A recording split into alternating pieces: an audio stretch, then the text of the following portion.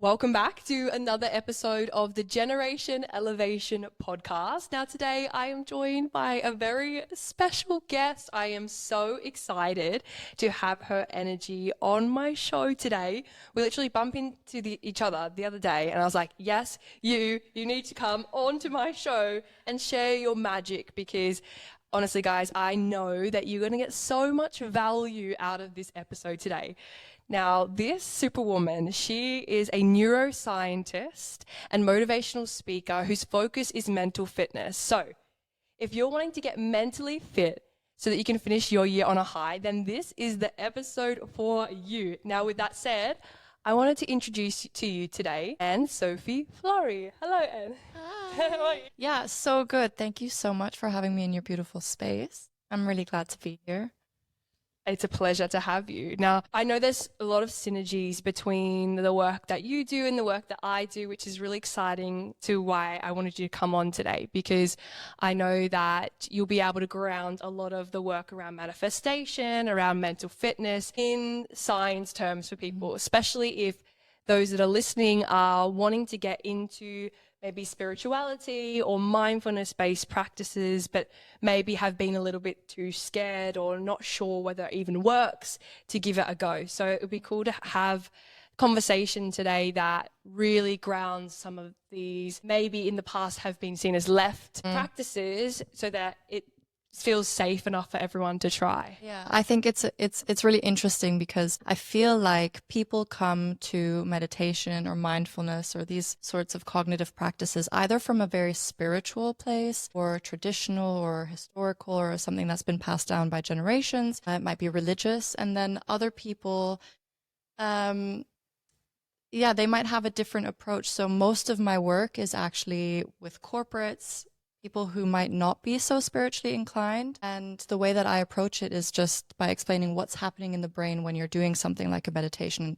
By the end of it, no matter if you're so, on the other side and super scientific, everybody really seems open to the practice. So it doesn't matter where you're coming at it from. People just kind of find that place. And sometimes even the people that you would least expect, once they've meditated a little bit, they do open themselves up a little bit more to the spiritual side. I don't think there's a right or wrong, but I think it's interesting to be able to realize that no matter who you are or what your belief system is, we are flexible. We're not stuck in our ways. And that's kind of the core of all of this, isn't it? I love that so much. And this is purely why I wanted you on my show. I knew that you would share an insight that is very much similar to my own, but sometimes it's nice to just hear it coming from someone else. So for the listeners who just clicked onto this episode, they're just starting to listen and they're like, this sounds interesting. Why should they keep listening?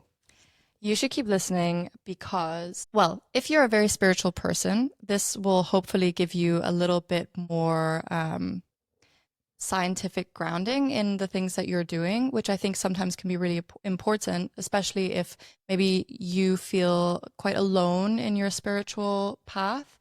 It's maybe a way for you to connect with other people in your life. I've had it that people are very distant from their families because they've taken this more spiritual approach, and this is a really great way to relate what you're feeling in a way that maybe other people who are not so inclined can understand. And if you are somebody who's coming at it from the other side, it's just there is nothing for you to lose by doing this. And a lot of the time, especially with the kind of healthcare system, the medical system that we have now, a lot of solutions to things have a lot of side effects or medications or whatever.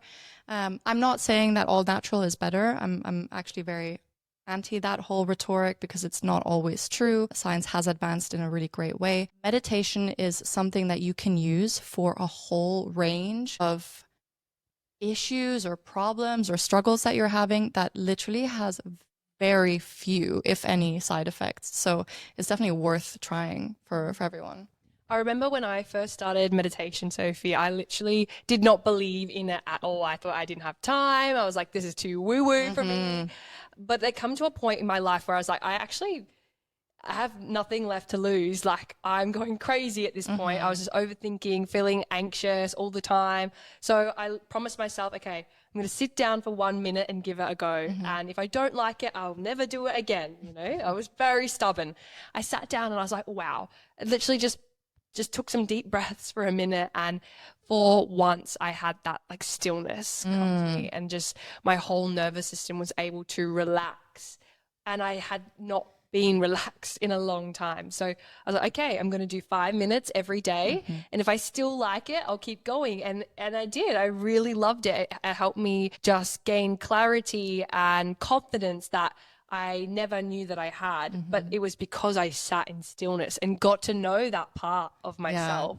So that's how I got into meditation. But I'd love to hear about your story, like how you got into neuroscience and where you are today, how you're having this conversation today. Like, what were the 3 main points in your journey that have led you to this moment? Before I get onto that, I just want to say it's very atypical for somebody to, the first time that they sit in stillness, be so comfortable with it. Meditation particularly gets marketed as this like stress reduction when it's really not that, first and foremost. And for a lot of people, if they're super stressed or they're feeling like you were feeling before you got into it, and then they're told to meditate and they go sit with their thoughts, it's actually really frustrating because you realize how difficult it is to just focus your brain, because we're not taught to focus our brain. So for people who might not be experiencing what you've experienced, still keep going, but that's also kind of testament to how powerful it can be, that in just 1 minute you realize that this is something that you're going to now incorporate into your life and has changed your life. So congratulations. Thank you. Yes, I love that so much. I got into meditation. It's kind of a long story, but for brevity, I got introduced to meditation when I was 14. I was visiting Thailand and we went to this Buddhist monastery in this mountain in a cliff. It took ages to get there. It was completely away from civilization. And the Buddhist monk, he said, you're born alone and you die alone. And that was his way of saying, you know, he's happy to be here in this cave, and he only eats when people venture up to bring food to him. Obviously, they don't have any money. They don't really interact with many people, and they've given away all of their earthly possessions. And at the time, I had really been struggling with my mental health. And there was something about that statement, you're born alone and you die alone, that really resonated with me, but not in the best way, I guess. I was just like, okay, well, I feel so alone in this world, and maybe that's okay, because maybe I'm born alone, maybe I venture this earth alone, and then I die alone, and maybe there's not much else to it. I don't know if that's how I was meant to interpret it, but that's, you know, where my head was at the time. And it gave me solace, because it kind of just made me, before I think I was too focused on everybody's having these beautiful connections and has so much meaning in their life, and I just don't feel that way. I feel like I don't know, I just felt quite alone. And I came back. I was living in France at the time, finishing school.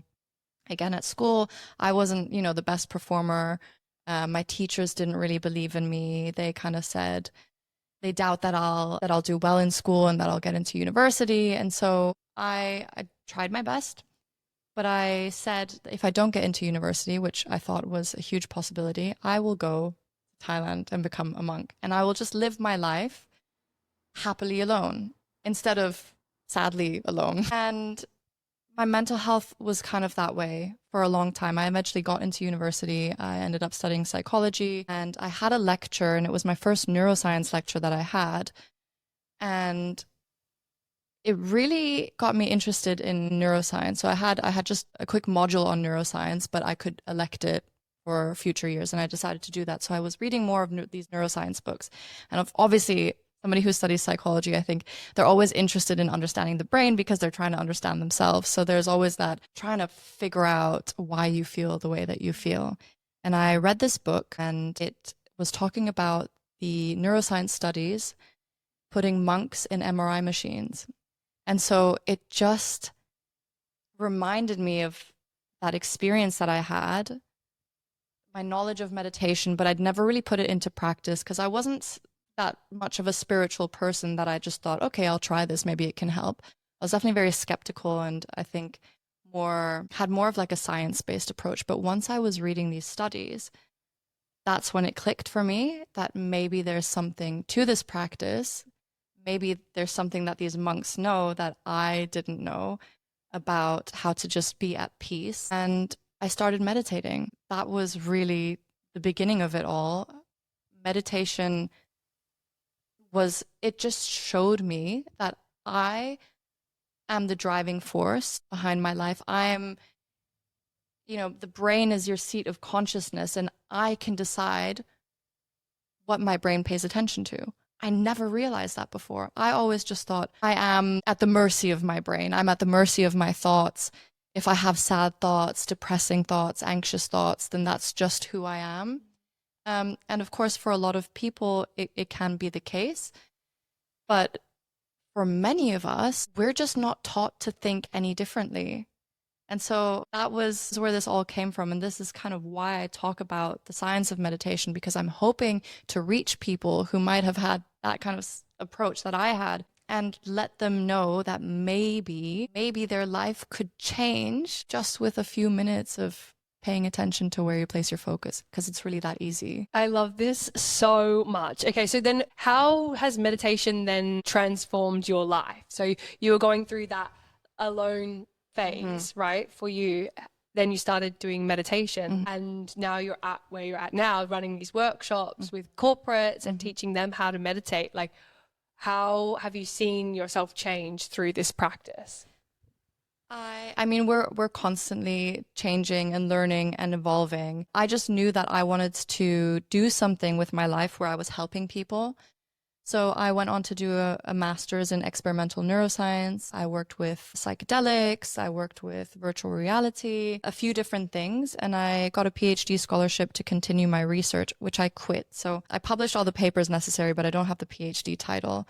But I jumped into working in mental health tech from there. So developing meditation apps, mental fitness apps, sleep apps, and that's kind of where I've been. And then for the past maybe 2 years now, I just decided that, well, I realized that I could make a lot more of an impact going to people directly.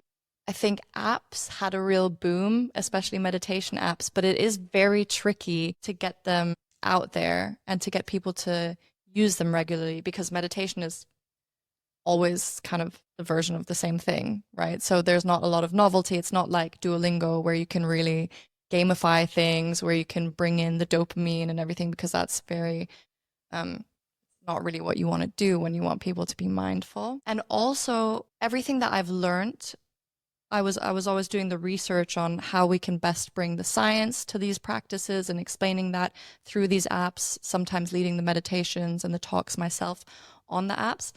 But it's so personal. There's no one size fits all. And I realized that in going and speaking to people about this, I'm better placed to help them based on their individual experience and, you know, what they struggle with. So visualization is a type of meditation that I know you're very familiar with, but there are some people that can't visualize.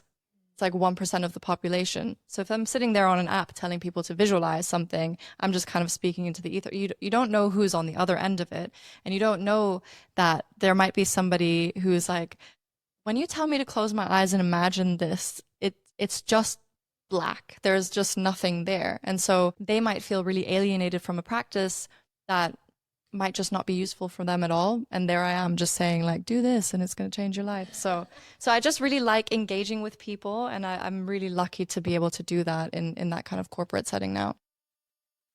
Beautiful. And I completely resonate with where you're at. I literally just did a podcast on how to visualize, because I got the same question from a few people, like, how to visualize for beginners, because like they had that Mm-hmm. blankness coming up. And I don't know if you've experienced this too, but I know with clients, it's just like, well, you practice, you get good at, right? And I Yeah. feel when we are children, like daydreaming and imagination, it's such a big part of our life. We're super creative. But if you grow up to be in like a very logical based job or living that lifestyle where you're very much in your head and you're not really tuning into your emotions or meditating or doing any sort of thing like that, that it revolves around creativity and you're just doing a lot of data-based analytical things, you can get out of practice with visualization and that ability to imagine. It's definitely a skill that you can develop. The first time that you try it, like if I tell you to visualize an apple, it'll look different for everyone first. So there's no right or wrong. It could be an emoji apple. It could be a hyper-realistic apple. It could be an apple that's painted in the style of Monet or whatever. That part doesn't matter. But, and it might be quite like a hazy or a pixelated apple, but the more you visualize that image, the clearer it becomes, and you can maybe turn it around, like rotate the object 3D in your head. And for some people, that's ridiculous to even imagine at this point. And so it's definitely something that you can develop, and especially if you're using it for something like goal setting or manifestation, that's really helpful because you can get better at clarifying and crystallizing that image of where you want your life to go, you want to be, or the goals that you have. And the clearer that is, easier it is for you to realize that you can achieve that because you see it so clearly and you feel it in your whole body. But there are people who, if you ask them to voluntarily recall an image, bring an image to them, they just cannot do it. And these people, interestingly, can still dream in images. So when they're sleeping, they have dreams, vivid dreams, and they can see images clearly in their mind. But if you ask them on any given day to just imagine something, they can't voluntarily recall that image. So it's not that it's not possible for them, but pathway where you have to rely on that voluntarily, there's something there. And sometimes you can work on that and sometimes you can't, but it's good to be able to understand yourself, because then maybe if that's you, visualization is not going to be the best goal setting technique. So let's talk about like goal setting and manifestation, like you said, because this is a topic that I mention a lot on my show.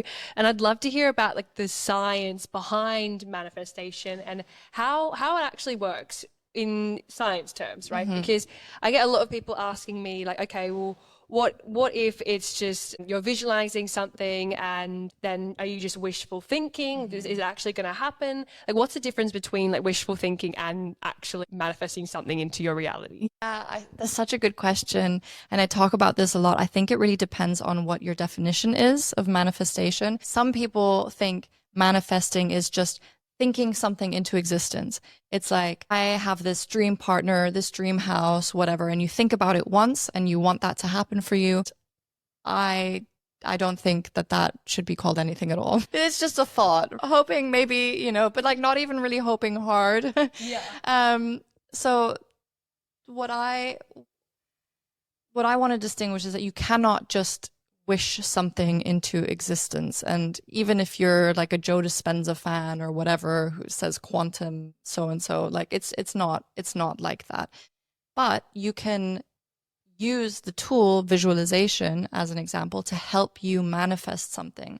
And there are some key ways that you can make it more likely to actually happen for you. And the primary way is just to set that intention and to do that regularly. And first of all, the more you do it, the clearer the image gets. So you're clearer on your end goal and that end vision. And so it's easier for you to understand the things that you need to do in order to get there, because you know exactly what it is. Second of all, the more you do it, it means that you are spending more time throughout your life. Maybe you set the intention to do that every morning. I know that that's what you do. You take some time out every morning to visualize this goal that you have. But that means that first thing in the morning, you are aligning yourself with this goal that you have. And subconsciously, you're more likely to take the steps necessary in order to achieve that because it's at the forefront of your mind. So there's nothing really magical about it. It's just that you're more aware of it because you're thinking about it with intention. And the more you do that, the more it's in your head. It's a thought that, rather than somebody who at the beginning of the year, for example, New Year's resolutions, writes a list of 10 things that they want to achieve, never looks at the list again. And then by the end of the year is wondering why they didn't even remember what they wanted, right? So I think that's kind of the difference, is just that you're aligning yourself with that. There are some studies that show that for some people, if you just visualize, it might already give you that sense of success, especially if you're engaging all of your senses, which is what you should do, because you want to not just see the image, you want to already feel the success of having achieved it, because that makes it easier for you to understand that it's something that is possible for you, because your brain and your body are flooding you with the same emotions, the same endorphins, the same chemicals as if you've already achieved it, which can be a great motivator. But for some people, it can give them this false sense of already having achieved it, so that they feel like they don't actually need to do anything. So they're already like, yeah, this is who I am. I'm already showing up as my future self, but then not doing anything about it because it's kind of like fake achievement. If that sounds like that might be you, then there's a specific type of visualization that could really help you, and that's a process visualization, where you're not focusing on the outcome of what you want to achieve, but you actually sit down and visualize the process of where you are now and what you need to do in order to get there. And then that can help you with those little things that will help you goal set. I really think as well, for me personally in my journey, as soon as I started taking action on my intuition, because for me, I feel like I have a very strong intuitive force, or like brain, where I will have those action steps come to me because I can visualize very well. And so that process is really easy, and I'll write down, okay, I'm going to do this, this, and this for the day because I know my goals, and I'll go and do it. And it's always like the right place at the right time. When I, in the past, would have ideas or things that I needed to do, like, oh, I should really reach out to this person, or, oh, I need to do this, or, oh, I need to do this, I would just leave it till later, and then I would never do it. And I always describe this as like, if your like brain or your intuition, or I'd love to hear what you think this is talking to you, and I'm having this conversation with you, and it's an interview, and you're not answering any of my questions, I'm going to stop talking to you. And it's like, if you are not listening to that action step or the things that you need to do, you're like teaching your body that you don't follow through on the things that you say you're going to do. So it's like you said, that false sense of achievement of like, yeah, I'm successful, I feel confident, but actually you're not. And that's like not authentic either. And in terms of when I go into like manifestation and frequency or energy and the vibe that you put out, authenticity is the highest vibe. So when you do the things that you say you're going to do, or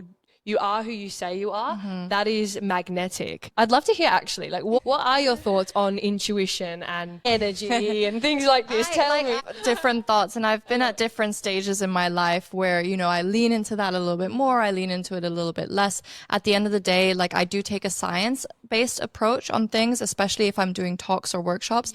It could be different to how I feel on any given, like, if it's a full moon and my girlfriends are over, like, okay, you know what I mean? I am not a neuroscientist on that day. But I think that speaks more to just being open and cognitively flexible and just receptive to whatever and just playful. I don't think everything is so black and white. Also, science is not the absolute truth. It's a system that we have in place in order to get answers in a way that can be replicated. But the science is always evolving. And so I don't trust people who are like, the science says this and this study said so and so, because a lot of the studies even on meditation are not great quality studies. There's studies that show that it can make you more creative, it can help with depression, it can make you, all of these things. And I do lean on those if I'm giving a talk on a specific thing, but I part of my mission is also to improve scientific literacy and get people to understand that just because a study says XYZ doesn't mean that that is the absolute truth, and doesn't mean that that's absolutely going to work for you, because at the end of the day, the results are based on a specific sample set. They could be a completely different demographic. They're also individuals with their own different life experiences. So, I always think it's good to practice mindfulness, be mindful, and trust your intuition and understand how your body responds to something, because that's more likely to going to be right for you than if you're listening to, I don't know, like Andrew Huberman telling you that this is the protocol that you need to do in order to be successful. It might not be the protocol for you. Yeah, I totally get that. And so you mentioned intuition, and I've spoken about it as well. Like, I would love to know what your thoughts are on following your intuition, what that is, and how can the listeners distinguish between what's intuition and maybe what's fear? Because I feel like in the spiritual world, a lot of people bypass like their intuition and it's challenged because it's like, oh, that's a bad vibe for me. I'm not going to do it. Or it doesn't feel right in my gut, but actually it's fear. And then also vice versa. Their gut is telling them something, but they're not listening to it. I think it's such a good point, because there are some people, especially in the era of optimization that we have now, where we're wearing our fitness trackers. I don't know if you're tracking everything or whatever, but even with meditation, like there's people, you wear the EEG devices like the Muse headbands to see how well you're meditating. Then you wear your fitness trackers and your sleep trackers, and it's telling you what your readiness score is. It's telling you how you slept and how you feel and how many calories you consumed, which, by the way, like none of these measures are like accurate. And they also vary depending on where you wear them on your body and between different devices. So it's not, again, you think it's scientific because it's data, but the data isn't necessarily the most reliable data. I think that in that era of optimization, we move away from becoming mindful of the body. And the more you practice mindfulness and do things like a body scan where you're actually paying attention, how does my body feel today? How does my body feel in this scenario? What can I feel coming up? You get better at realizing, what does fear feel like to me? What symptoms can I notice when I'm scared, when I'm anxious, or when I'm just excited? How can I distinguish between fear and excitement? A lot of the time they're the same. Like if you get up on stage, people think, they're like, I have stage fright. But if you just reframe that as, I'm just excited, for some people it really works. You can just completely eradicate the stage fright and just be like, actually fear and excitement feels kind of the same. And then you've just made that little switch, and now you're showing up completely differently. But what I'm trying to say is, if you can practice mindfulness and understand how your body responds and how emotions feel like to you and show up in your body, so that when you're faced with a situation where you have to listen to your body, you know what your body is telling you. You're not relying on some algorithm, a fitness tracker, or, your friend's advice. This is so good. Because you know what? Like when I moved to London, like I knew that I had to go. Like I knew in my body. And I let it sink in for a few days, and I was like, no, this is 100% I'm going. And before then, when I was in like a 5-year relationship and I had this intuition that it wasn't going to be forever, that I had to leave, I fought that for so long. And it was kind of just like, but everything's fine. Like it's all good. And I stayed, and it was like this point where I was asking everyone else for their opinion because I didn't trust my body. I didn't trust what it was saying. But also you want someone else to tell you the answer that you already know yourself. Right? And even when they tell you, you're like, no, that's not it. Yeah. Yeah. I can relate to that because I was in a very similar situation with an incredible person whom I love so much, but just was not the right thing, even though there was nothing like wrong, right? Isn't that so just bizarre? Yeah. I mean, there are things wrong, obviously, but of course. But logically, like you see on paper, it's like perfect on paper vibe. Yeah. And that's often the hardest. That's often the hardest thing to do, is to really understand how you feel in a situation where things are actually going well for yourself. And I think this is what I also, and I think everyone really struggles with, is how do you know if it's self-sabotage? Yes, Sophie, how do we know if it's self-sabotage? How do I know if, you've got a really great thing going, there's nothing wrong, and then you're like, I feel like I need to leave this situation.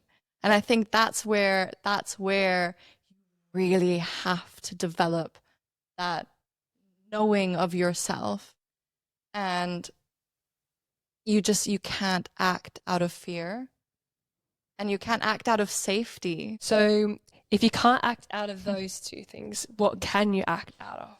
You can act out of courage. I think people need the courage to live a life that's in alignment with them, and also know that you will never know, you will never absolutely know in all scenarios that you're making the right decision, but life goes on and things will always be okay.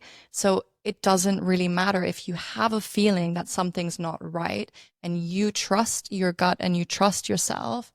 Either you keep going for years and years and years and years with that tiny seed of doubt, and maybe that seed of doubt develops into something, maybe nothing ever happens and you live like a quite happy whatever life, or you could make a decision, and yes, you might have to upend your life, but you're learning, you're growing, things will be okay, and you will find yourself later on down the line just like somewhere else that you're meant to be. Either way, whatever decision you make, I think people get so scared because they're like, what if it's the wrong decision? What if I regret everything? But you can also train yourself not to live with that regret or not to focus on that regret. And that's something that meditation really helps you with, is I can sit here and regret so many things, but that's not where I place my focus. I instead focus on the gratitude that I have for being where I am, to have learned all the things that I've learned, to trust myself, to back myself. Even if I'm making a stupid decision, I back myself and I know that I will just continue to persevere. And that's the confidence that I have in myself, that things will always be okay and things will always work out for me, because I am comfortable in my brain and I'm comfortable in my body. And so whatever happens, whether it's a decision that I've made or something that's been done to me, things will be fine. You know what? I feel like, just from hearing what you've said right now, there'll be people listening to this needing to hear that today. I reckon they would have just clicked onto this episode and gone, my gosh, that was what I needed. So, okay, where do you think then the science falls short in terms of meditation and mindfulness-based practices? And maybe where do you hope to see what happens in maybe 5-10 years' time from science? So there are a few things. So a lot of the time, the scientific studies in mindfulness-based cognitive therapy, they'll have been done over a course of 8 weeks. And so at this point, you can see that if you've been meditating for, let's say, 20 minutes a day for 8 weeks, you can actually see physical, structural changes in the brain, which is amazing because it's showing that meditation can physically change your brain. In a short period of time too. That's not in very 8 long. weeks, Yeah. right? But the problem, of course, is if somebody comes to you, and I get this question a lot, is like, how long should I be meditating for in order to like manifest this, in order to achieve this, in order to be stress-free or whatever? Like the studies would say 20 minutes a day for 8 weeks, at least, in order to see any structural changes. Again, it really depends on the person, because if I tell you to do 20 minutes for 8 weeks, that might seem like a lot. That might be overwhelming for someone, and that's going to be a barrier to entry. So if it's easier for you to start with 1 minute a day and then build on that, or habit stack, or, progress, the same like in the gym, you have like progressive overload. It's like, okay, maybe I'll start with 1 minute, then I'll go up to 5 minutes, then I'll do whatever. Whatever is manageable is going to be a lot better for you than nothing at all. Similarly to like if you're in the gym, getting to the gym and doing something and moving your body is going to be a lot better for you than not going at all, because you're worried that you're not doing the necessary amount. Yeah, for sure. And so then where do you see, or you hope to see, these studies develop over time in the next couple of years? So I'd love to see studies with bigger sample sizes and control groups. Most of the studies with meditation, there's actually no control group. So they have a a group of people who are meditating, they look at the brain or they look at behavioral traits or subjective measures, how they're feeling before and after meditation, and that's all really good and that's all very convincing. But when you don't have a control group, you don't know for sure if this is all because of meditation. So you have to compare it to a group who's not meditating at all. And that is really lacking in a lot of the studies. What I would love to see is more specific studies, I think. And I think that that's probably the direction that we're going. I have a friend of mine who is going through an illness and focusing on meditating, journaling, walking in nature and all of this. And he asked me, he's like, what is the best kind of meditation for me to do in order to get over my illness?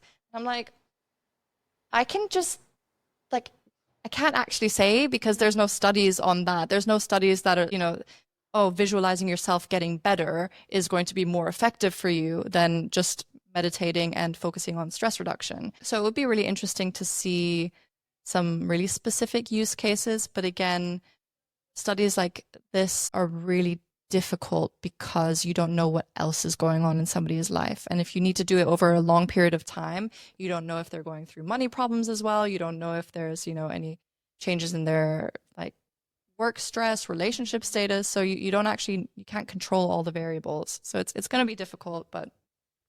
Yeah, I'm excited to see, to be honest. I feel like as time goes on, in 10 years time, like there will be some solid stuff around like what we're talking about and what we do and mental fitness. So on that note, mental fitness, meditation is obviously a part of that. And you mentioned other things like habit stacking and visualization. So what are some other things that people can do to improve mental fitness? And like, first of all, like what your definition of that would be, and then how to boost that, how to improve that. So I have a really broad definition of mental fitness. I think it means different things to different people. For some people, it's like, how can I optimize my brain? How can I get the best out of my brain? How can I be the most focused? But for me, it's all really about brain health. And so the parts of mental fitness that I think most people are missing, it's just using your brain. So learning a new skill set. It doesn't have to be meditation, even though meditation can be a new skill set that you can learn, because you're rewiring your brain and creating new pathways and doing something that you previously didn't do.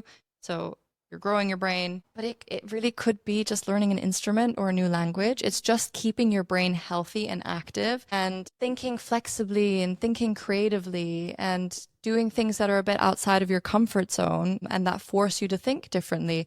It could even be speaking to somebody who politically is not in alignment with you, spiritually is not in alignment with you, and being open and receptive to what they're saying without coming to your like defense and without, throwing what they have to say out the window and just allowing yourself to consider somebody else's opinion. I think we get so stuck in our ways with the things that we do every morning, the repetitive thoughts that we have, the repetitive actions that we take, the ways that we think, maybe for our jobs, especially if you have a 9 to 5 where you've been taught to think about a problem in a certain way or solve a problem, and then that just becomes the default. It's good to switch that up a little bit. So for me, I try and encourage people to just learn something new, always keep learning, always keep growing. But of course, I think meditation is a skill that everybody should learn because it helps you with learning all different types of skills. Because meditation, essentially, people think that it's like something that you need to do to relax, but it's really just training your brain how to focus. And it can be as simple as training your brain how to focus on your breathing, because your breath is something that happens naturally in the body. You don't have to pay any attention in order for your body to breathe. When you start paying attention to this automatic process, your brain tries to distract yourself and think about all the other more productive thoughts that you could be having, or unproductive thoughts. But, what am I going to have for dinner? What am I going to do later? What's that thing that my boss said? Or like, what's that thing on my to-do list? And you have to be like, no, put your focus on breathing. And your brain's like, no, I don't need to. And the more you can train your brain to do that, the easier it is to then also train your brain to focus on different things. Like when you learn a skill or a language, you can stick with that for longer because you're the one who controls what you pay attention to. And I think as well, like for me, that really resonates too, because I remember before I started meditating, my concentration span was like 5 minutes at a time, and I would try and get all of my like client programs done, and I'd have to be on my laptop for ages. And I remember thinking like, I could get this done in like an hour, but why am I still here after like the whole day? Why can't I focus? And so I started reading books, and this is when I got into like Eckhart Tolle and started reading A New Earth, and I realized I couldn't even get past one page without losing concentration. I was like, wow. Like social media had just conditioned me to just like quick bursts of information and like paying attention for really short periods of time. So because coming out of school, like you don't practice that much if you're like not in a work environment that requires you to do so. So for me, like I was like, okay, well, I am going to have to practice how to focus. And yeah, reading books came first, and that's when I started meditating as well, very similar time. So maybe that's why I felt so good when I did finally, let's just like breathe, because I was able to focus just like I was able to reading a book. And like that one page turned into one chapter. It now has helped me develop that skill of concentration, where I could be in like the busiest pub or restaurant and hold a conversation with someone. Like, how many of you listening to this right now have gone out to like a social setting, and maybe there's so much like stimuli going around, you can't even focus on the conversation you're having with the person in front of you, because there's just so much going on, and it's like there's so many distractions. So this conversation becomes superficial, it becomes awkward, but this is how I'm able to have like super deep chats in the middle of random places, or even just in those same environments, get work done without headphones, like just completely zone out and power through. And I think it's a skill that everyone can benefit from, is just being able to concentrate, especially in a world so full of distractions. Yeah.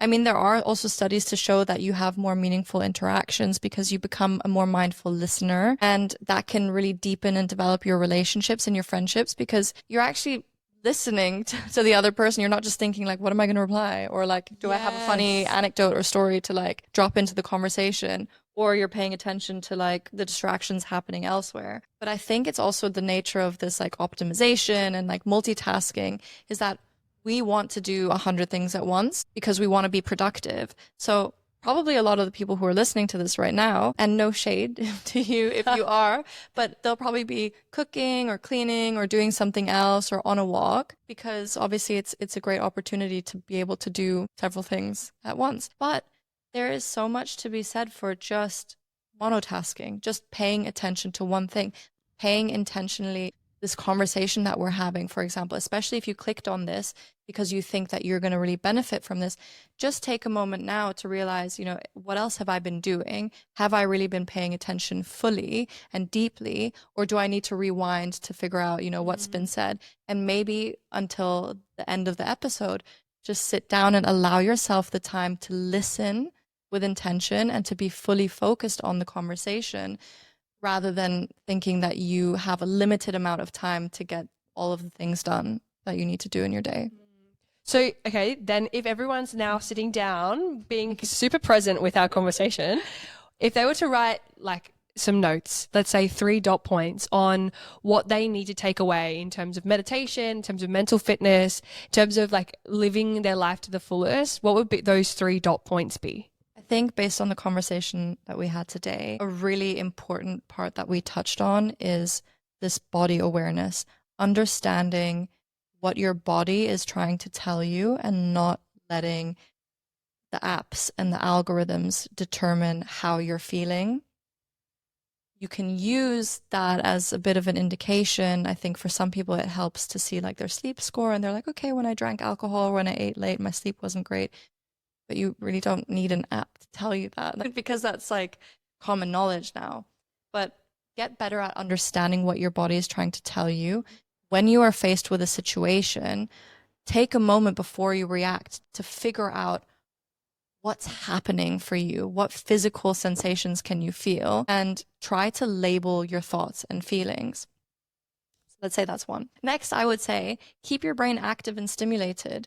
Listen to the opinions of people who are different to you. Listen to different genres of music that you think that you typically don't like, and just practice mindful listening. So listen to something without judgment. It's also a form of mindfulness that isn't strict meditation that can be helpful.